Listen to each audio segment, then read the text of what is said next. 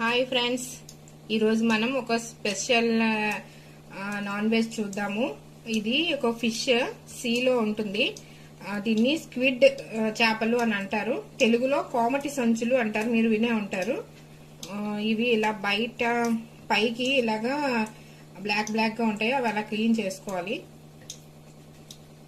అదిగో చూసారా, దాని లోపల కూడా కొన్ని దాని బాడీ పార్ట్స్ ఉన్నాయి, అవన్నీ క్లీన్ చేసేసింది తను. ఇది ఇంకోటి క్లీన్ చేస్తుంది చూడండి. అవి చూసారా, అలాంటివి ఉంటాయి ఒక్కొక్క దాంట్లో, అవన్నీ తీసి క్లీన్ చేసుకోవాలి. మేము మార్కెట్లో కొనుక్కున్నప్పుడు కూడా చాలా వరకు తను క్లీన్ చేసింది, కానీ ఈ పైన ఉన్న స్కిన్ మాత్రం తీయలేదు. దాన్ని అట్లా తీసుకోవాలి. అలా క్లీన్ చేసుకున్న తర్వాత ఇలా రౌండ్ రౌండ్ గా చేసుకోవాలి. చూసారా, సంచుల్లో ఉన్నాయి, వాటిని అలా కట్ చేసుకోవాలి. ఇవి కేరళలో ఉంటాయా? స్టవ్ మీద పాన్ పెట్టుకొని ఆయిల్ వేసుకోవాలి. గరిటేది ఫస్ట్ ఆవాలు 1 స్పూన్, సోంపు 1 స్పూన్, నెక్స్ట్ పచ్చిమిర్చి 1-2 చాలు, తర్వాత కరివేపాకు 1-2,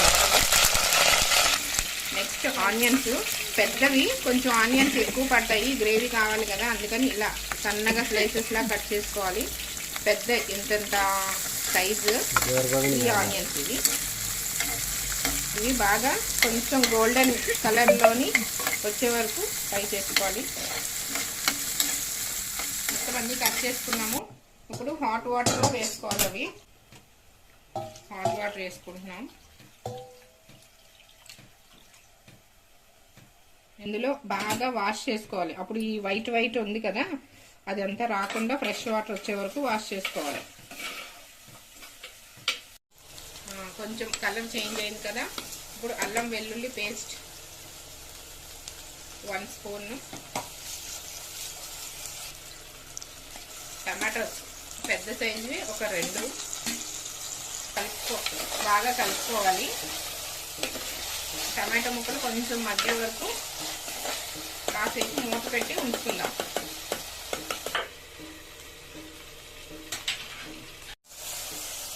బాగా టమాటాలు మగ్గిపోయాయి.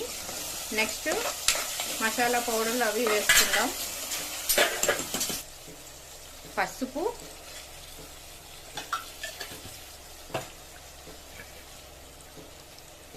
కారం 1.5 స్పూన్,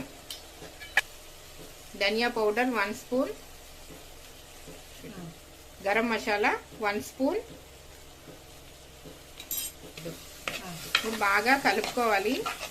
ఇది మసాలా స్మెల్ బాగా వచ్చేలా వేపాలి, ఎందుకంటే ఆయిల్ మనకి పైకి మళ్ళీ వస్తుంది. అప్పటి వరకు మసాలాను బాగా ఫ్రై చేయాలి.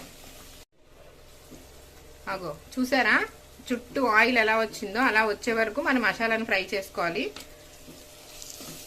ఇప్పుడు మనం కోమటి సంచుల్ని వేసేసుకుందాం.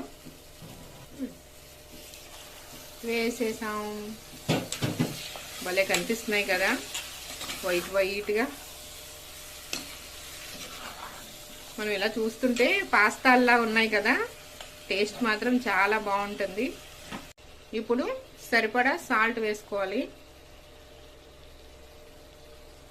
అది ఎవరికి టేస్ట్ని బట్టి వాళ్ళు వేసుకోండి. చూసారా, ఇవి వేడి ఎక్కుతున్నప్పుడు, బాయిల్ అవుతున్నప్పుడు అదంతా ఎలాగా చుట్టుకుంటున్నట్టు అయిపోతున్నాయి. మనం రొయ్యలు ఎలాగవుతాయి అలా అవుతున్నాయి ఇవి కూడా. మీకు ఒక సీక్రెట్ చెప్పాలి. ఎందుకు ఇది వాయిస్ నాది, హ్యాండ్స్ వేరే వాళ్ళవి. తిను మీకు బాగా పరిచయమే, కేరళ అమ్మాయి. ఇది వరకు మనకి చాలా రెసిపీస్ చేశారు. తనే ఇది అంతా కుక్ చేస్తున్నారు. అను, ఇది మీ కేరళలో స్పెషలా? కేరళలో చాలా మంది తింటారు. కాల్షియం చాలా హెల్త్ కి మంచిది, కాల్షియం ఎక్కువ ఉంది. ఓకే, మంచిది. ఒక 2 మినిట్స్ అయింది. వావ్, చూసారా మనం వాటర్ వేయలేదు కానీ ఎంత వాటర్ వచ్చింది. అంటే మనకి ప్రాన్స్ వండుకున్నప్పుడు ఎట్లా అయితే వాటర్ వస్తుందో ఇందులో కూడా అలాగే వాటర్ వస్తుంది. ఓకే, ఒకసారి కలుపుకొని మళ్ళీ కాసేపు పెట్టుకుందాం.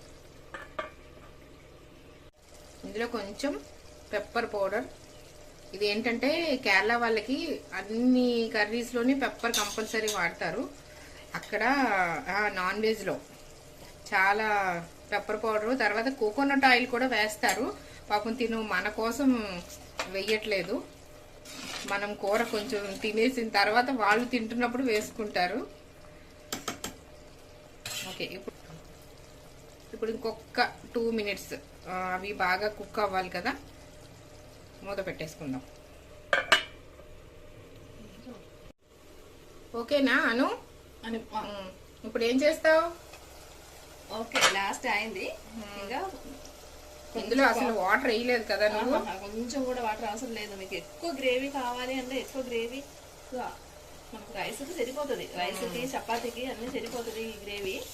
ఇంకా లాస్ట్ మాకు కర్రీ పక్కకు పెట్టేసావు కదా. అవునవును, మీకు కోకోనట్ ఆయిల్ వద్దు కదా, కోకోనట్ ఆయిల్ యూజ్ చేసి అందుకే ఒక టీ స్పూన్ కోకోనట్ ఆయిల్ ఇలాగ స్ప్రెడ్ చేసి, మరి ఏమి కుక్ చేయ అవసరం లేదు, ఆఫ్ చేసి. ఓకే, ఇప్పుడు వేరువేరుగా మాకు మా కర్రీతో మేము తింటాము, మీ కోకోనట్ ఆయిల్ కర్రీతో నువ్వు తిందామే. Okay, come.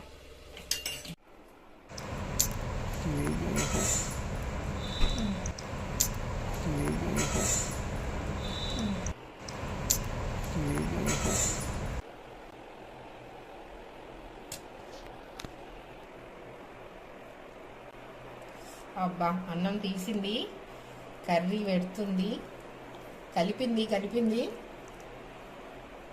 చూడాలి టేస్ట్ ఎలా ఉంటుందో. అబ్బా, సూపర్ ఉంది అను, చాలా బాగుంది, మటన్ లాగా ఉంది.